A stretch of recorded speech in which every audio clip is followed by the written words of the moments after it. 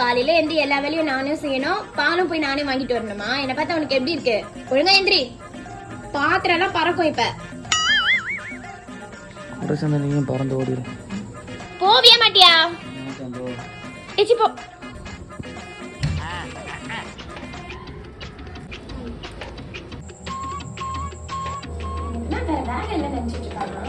எல்லா வேலையும் செய்யறதுக்கு நல்ல வேலைக்காரியா? இனிமே காலையில டீ சாப்பிட உனக்கு வாயே இருக்க கூடாதுடா. இது பாரு, ஒரு special item salt. Oh no. நம்ம பர்சன் தானே பாக்கேடா. சந்தோஷ் எந்திரப்பா, டீ நானே போட்டேன். எந்திரு. இந்தா ஸ்பெஷல் டீ குடி.